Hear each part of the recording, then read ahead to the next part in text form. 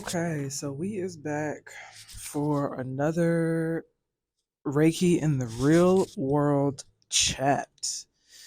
All right, so let's talk about Reiki and the shadow. Reiki and the shadow self. So in energy medicine, we learn that there are denser energies and there are lighter energies. Some of your denser energies, as you can imagine, would be sadness, grief, anger, anxiety, and fear, just to name a few.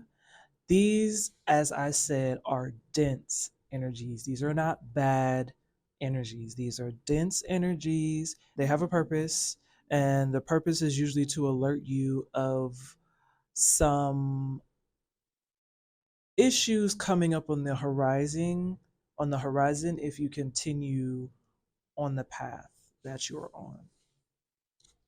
So just to reiterate, these denser emotions, these denser vibrations are not bad. It's your internal life alert system. It is the help I've fallen and I can't get up button. And it is a way to check in with yourself and see what's going on. Where have these denser energies stemmed from? There are, and then the counter to that would be the lighter energies of happiness, joy, bliss, euphoria, nirvana, all of those things.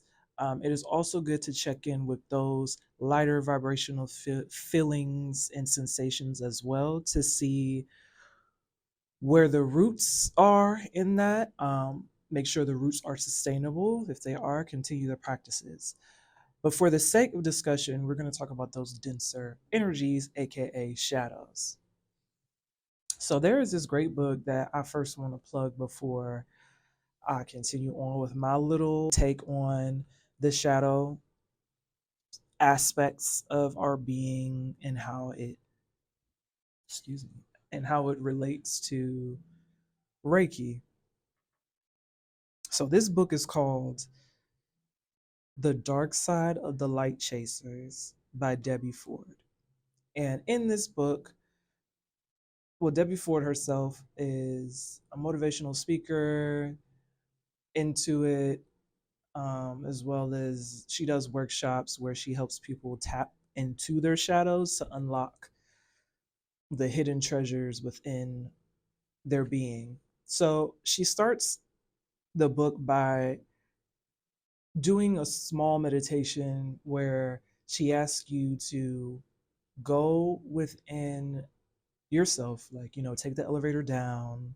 You take the elevator down into, let's say, an asylum.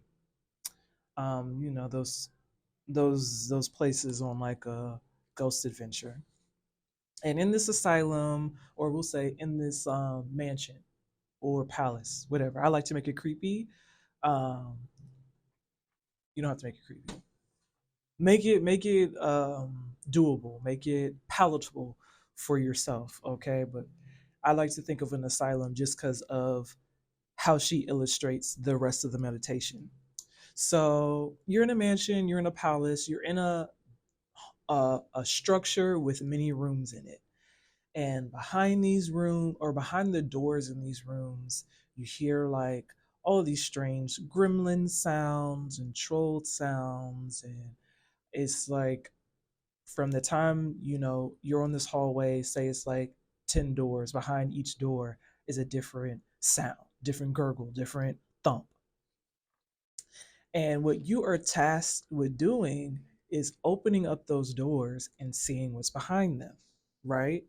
So that is essentially an illustrative meditation, or a way to illustrate your shadows to you. There was also this other really good meditation. It was like back in the day when meditation apps were just coming online.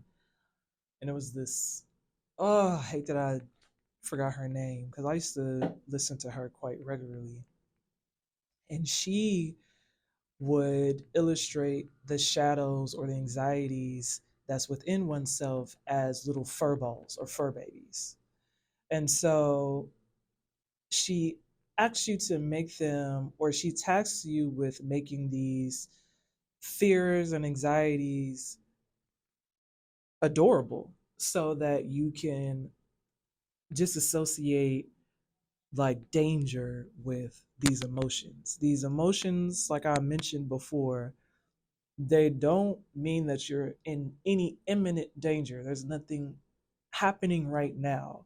These could be emotions that are calling to, you might be living in the past, you might be recalling traumas that bring up these emotions for you, or you may be living too far in the future where it's bringing up certain emotions for you. So, all that the exercise is asking you to do is just to personify these emotions that you're feeling in a easy to consume, like a pill pocket, so that you're able to address your shadows in a way that doesn't trigger you, or gag you to where you don't want to do it again, or you have like an adverse reaction to tending to your own shadows, right? But doing a hard U-turn back to Debbie Ford and her meditative example of opening the doors and going in to visit your shadow. Once you go in to visit your shadow, you see what they're up to. What are their likes, dislikes? What are they saying? How are they saying it? How do they look? You can also get into, how does the room look? What's in the room? Are there any artifacts around it that could help you personify this shadow or help you understand the message that this shadow is giving to you? There is a game. Oh my god, it reminds me of like this computer game back in the day. I don't know if it was like Clue or some other game where like you would go into different rooms, uncover certain like clues to figure out whatever. I can't remember what it was because I think it was more of a computer game, a PC game than a console, like but whatever. So with this, you get to meet your shadows, but also you get to meet the things that you've been repressing for so long. You get to embrace the parts of yourself that you left dormant for so long or that you've neglected for so long. All the parts of yourself that people said were too much, all the parts of yourself that you thought were a burden or you thought were too quirky or too weird for other people to understand, those are your shadows. They're, I think when we think about shadows, we think about the darker, more sinister energies. Like, did I lock away a murderer inside myself? And even if you did, this is the beauty about addressing your shadow. Even if you are locking away a murderer inside, if you confront the shadow head on, you're able to at least find out where that urge stemmed from. This is a very extreme example, but there's this artist named Francis Bacon, or is it Beacon? We got a computer. Let's look it up. Yes, Francis Bacon um, is a Irish British painter.